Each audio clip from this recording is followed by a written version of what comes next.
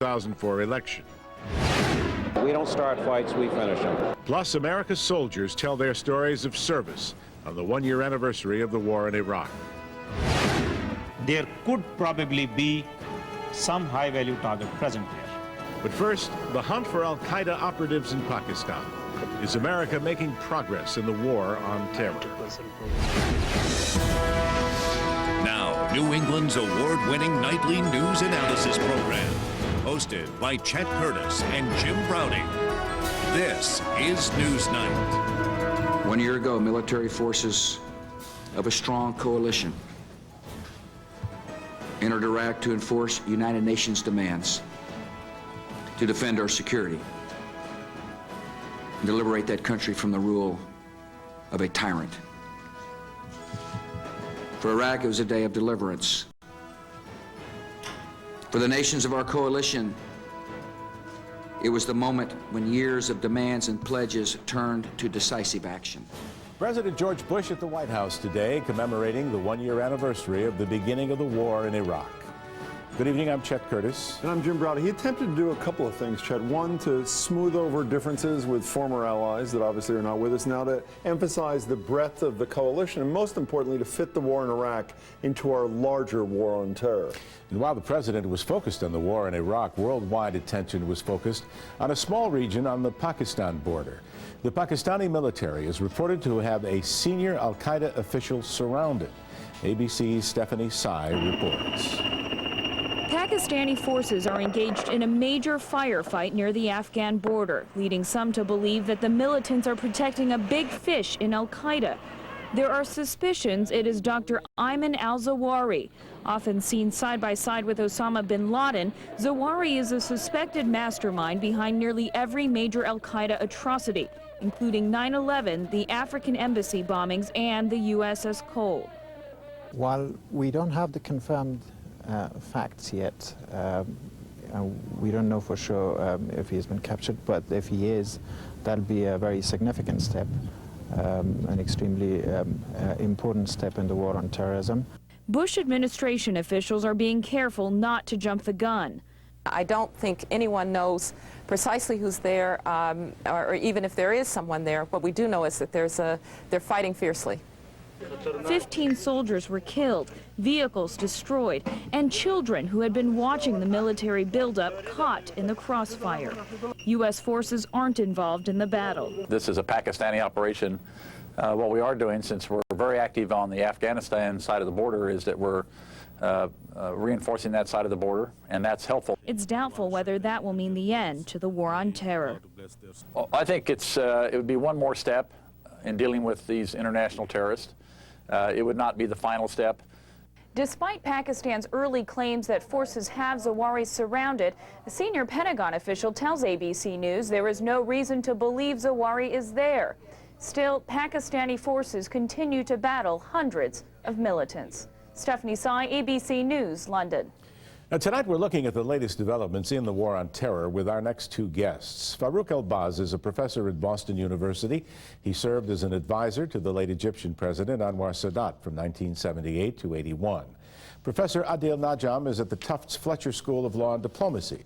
He is originally from Pakistan and was traveling in Spain on the day of the train bombings last week. Gentlemen, thank you, and good to see you both again. Nabil, let's start with you. Tell us something about this area of Pakistan where they're looking for Zawahiri, and what's the fallout if he isn't there? Well, two things. This area in Pakistan as opposed to off Pakistan, and the distinction is important because constitutionally and historically it's an area that is fiercely independent, both in a practical sense and in a legal sense. So ever since the days of the British and when Pakistan was created, they have full political autonomy. The Constitution of Pakistan is not fully applicable there.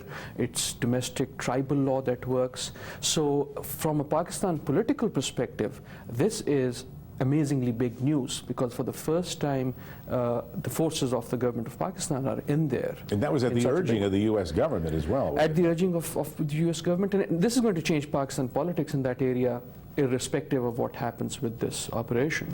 But it will also change the operation. How does it change Pakistan politics? In the Pew Center poll that came out this week, despite the support of the president of Pakistan for this effort, 2/3 of the people support Osama bin Laden. 46% of the people to 36 supported the notion of suicide bombers against Americans in Iraq.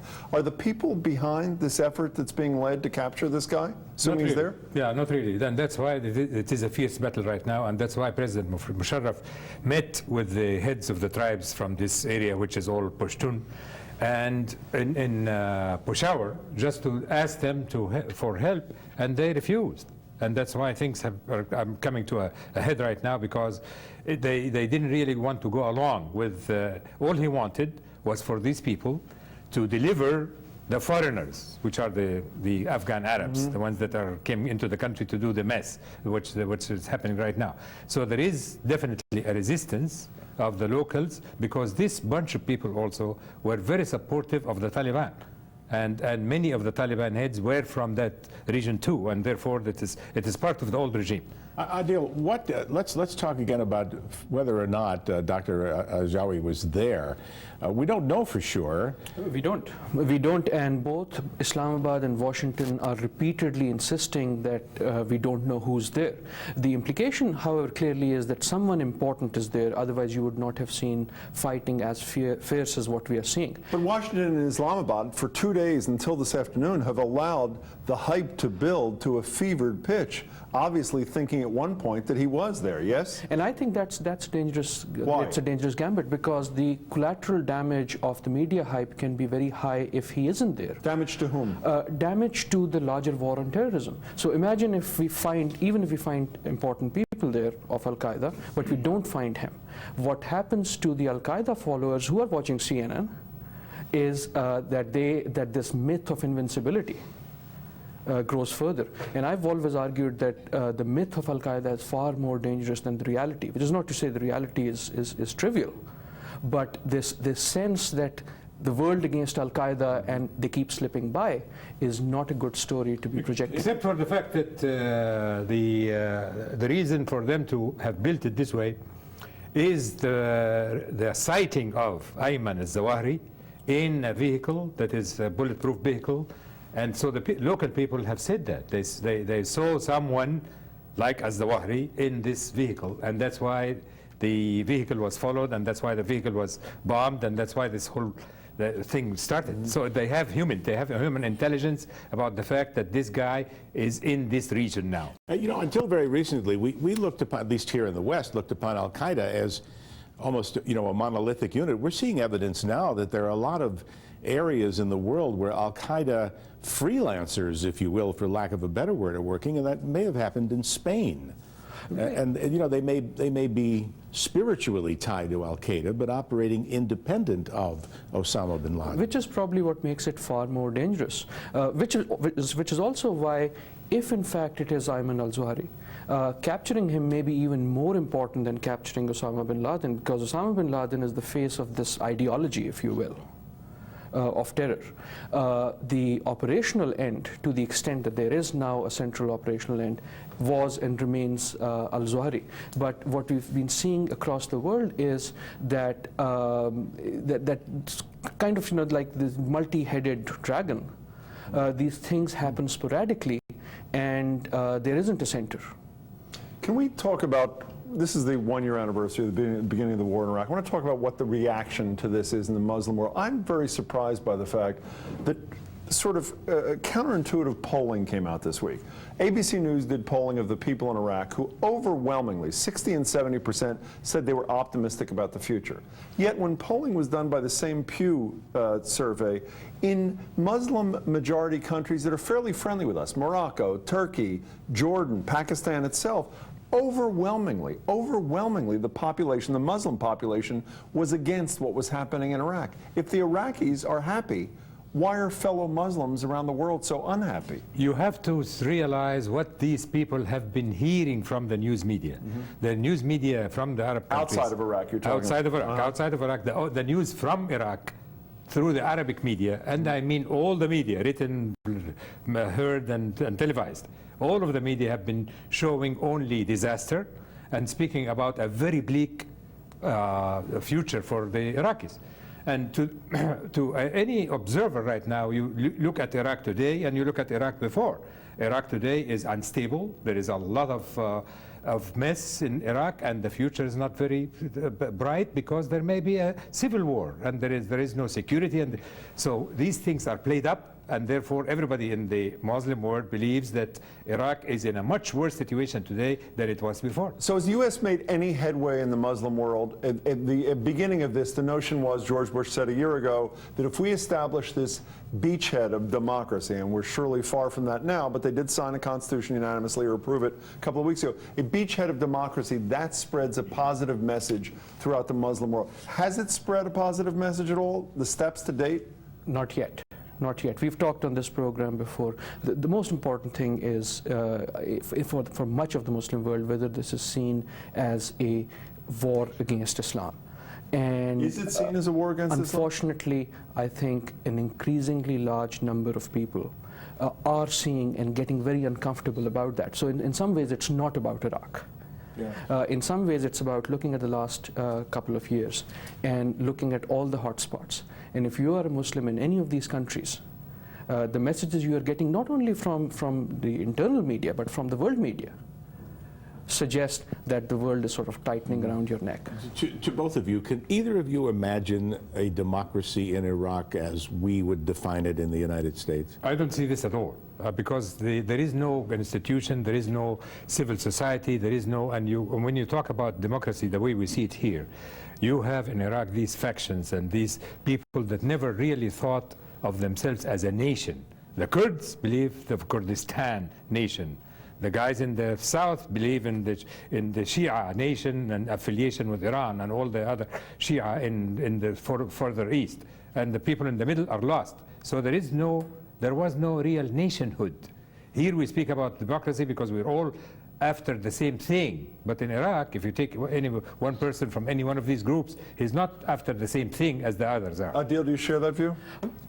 Not entirely. I mean, but here to me the big point is the following. It is no longer a question of if democracy can happen in Iraq. A year from when we started, we have no option but to demonstrate that democracy can happen in Iraq. It's not just Iraq's future on the line anymore. It is Iraq's future, it is the future of the entire region, and in some ways it is the credibility of the United States of America.